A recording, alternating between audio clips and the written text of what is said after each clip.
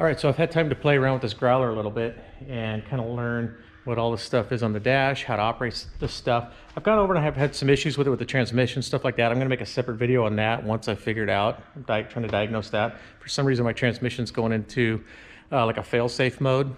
I think the controller's out. So I actually have the dash kind of on, most of the bolts out of the dash. I've taken the center piece out. I just have a couple bolts holding the dash pieces back together because I've been in there checking the electronics. There's actually the transmission computer right there. So once I get done with that, I'll make a separate video on that.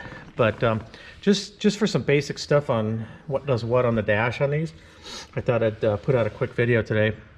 Let's start off first with, just starting it. When you turn it to on or to run, you'll see the wait light.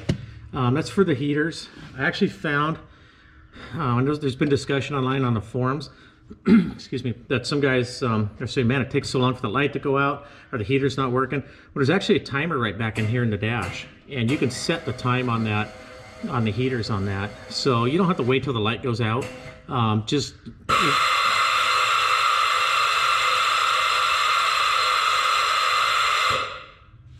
right, sorry about that. This thing makes some funny noises sometimes. But you don't have to wait for the light to go out. It's just however cold it is. If you're in really cold climate, just heat it longer.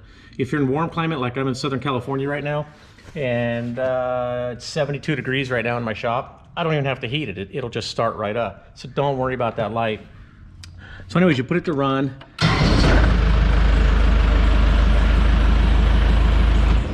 And just put it on start, just crank it, lights right up unless you have a fuel issue or something like that. But if everything's working right, it lights up just like that.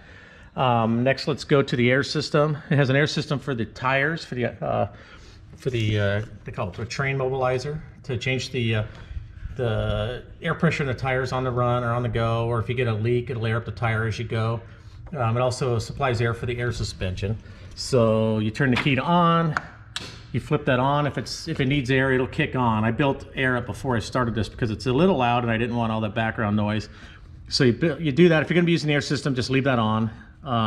If you don't have a problem and you're just leaving the suspension where it is and your tires are fine, then you probably don't need to worry. You probably don't need to worry about leaving that on if you're just using it around the ranch or you're just screwing around, having some fun on trails or whatever. Next thing is the light switch. So it's got the blackout lights. So you can turn on the blackout lights just by flipping them on. That's just the marker light for the blackout. I guess blackout drive light. That's a little headlight in the front. It's like a green light, I think it is. Just lights up a little bit in front of you. It's just so that, if you're trying to sneak through somewhere, you don't have a bunch of light on the road. You can, the enemy's not going to see you, I guess. You go back to off. Now, if you're driving this on the road and you want your blinkers to work and your brake lights to work, you need to put this into stoplight position. So you have to flip this unlock button or lever up, and then you flip it over to stoplight, and now your brake lights will work, your blinkers will work.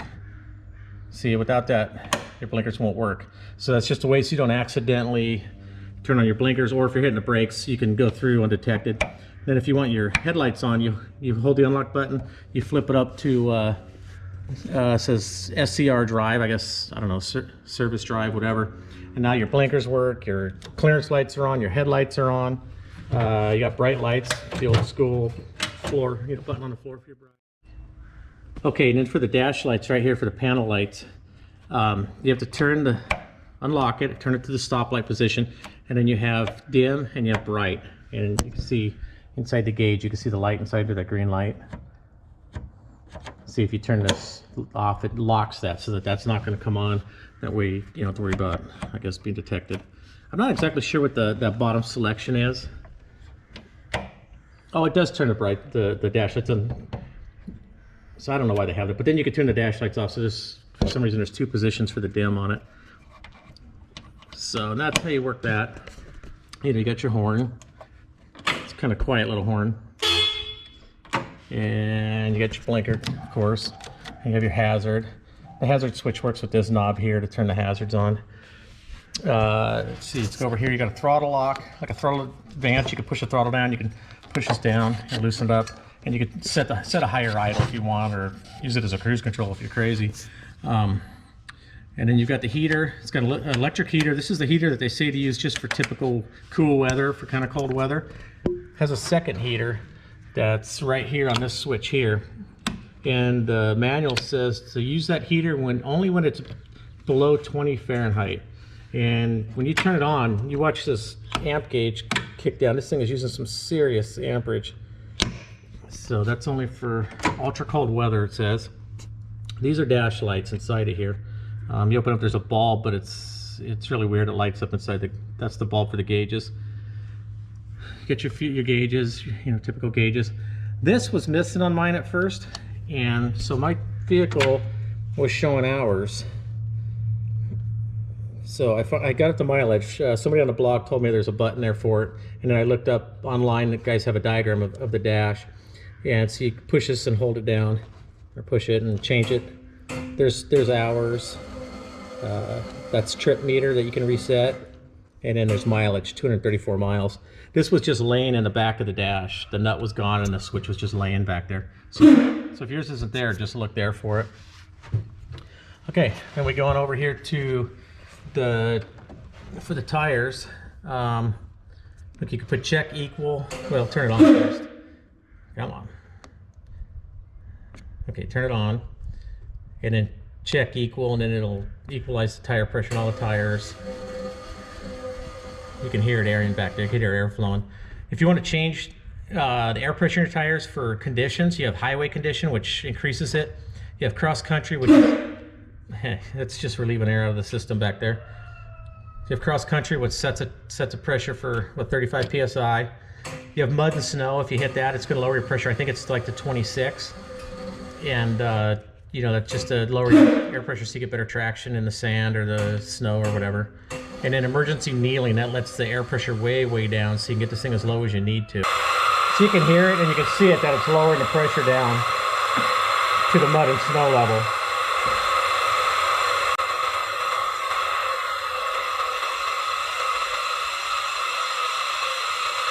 See how low it goes.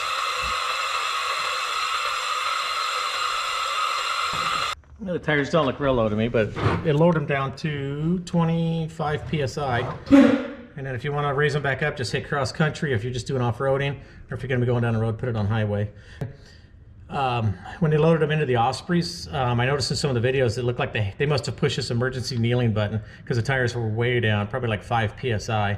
And then they also lowered the suspension too. So that's that for the air pressure. And then for the suspension, if you want to lower the suspension down, you turn that down to lower, push and hold this for a couple seconds. And I don't know if you noticed, but we just let all the air out of the bags. We just lowered down. And then you want to go back up to ride position, and then there's max position. I'm not sure what max is. I guess it's just for clearing obstacles, or I don't know, whatever reason you'd want to run that. But to drive this normally, you want to put it in the ride position. So you turn it to ride, and you push and hold this. And then you can watch it come up. If you have a full tank of air, it comes up pretty quick. If you're low on air, it can take a while. So I suggest before driving it or playing around with this thing, just turn the compressor on and build the air up, just so you don't have to mess around with it.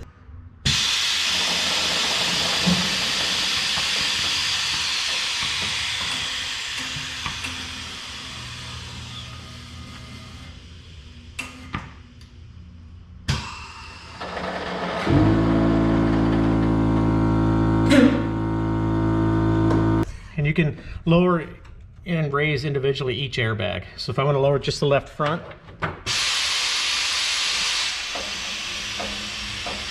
I could do the left front, or left rear, I mean. And I guess you'd want to do that. I don't know if you can see how it's tilted or not, but you could do that, I guess, if you're riding on a slope and you want to level the thing out or whatever reason, I don't know. And you just raise them back up. And it's coming up. What I do after I do that, I just lower it down. You know, after playing with it. And then just put it back in ride position. And just raise the thing back up. Hopefully the compressor doesn't kick on. If it does, I'll just shut it off so I can continue to talk on here. Okay, and then you have your typical transfer case. You have 2 high, 4 high, neutral, 4 low. I read on one of the blogs, somebody said you're supposed to put it in neutral before you shift the transfer case. I don't know that really matters. I think you could use park as well. you know, just like any other four-wheel drive truck, you know, with the old style cable shifters, because these are just cable shifters is what they are. There's nothing electronic in these except just the lighting, and on this one here there's a switch that's engaged when you have it in reverse or when you have it in first, and that's for the for the rear steering, which we'll go over right now. Let me go around to the back and I'll show you. They had this locked out when I bought it. They welded it, and if you look on the blogs, or not on the blogs, but the auction sites, they'll see that the rear steering's been welded. Some of them, they've actually removed all this equipment back here and made brackets so you have no rear steering. Fortunately, I do.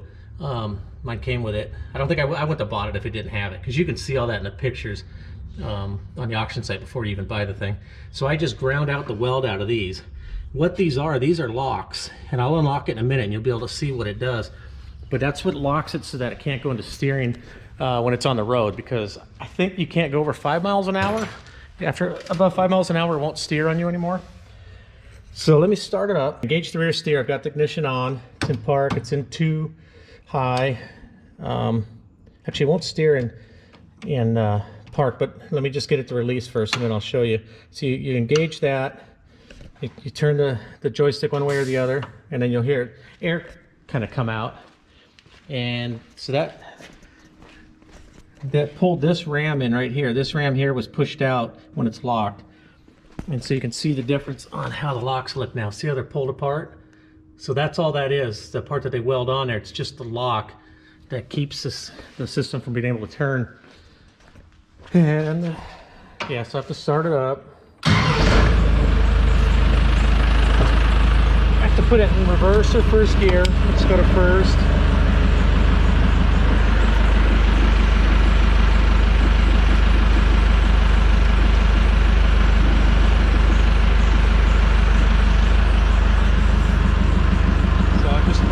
Turn the wheel, to be able to make a left turn, you turn it to the left. To make a right turn, you turn it to the right.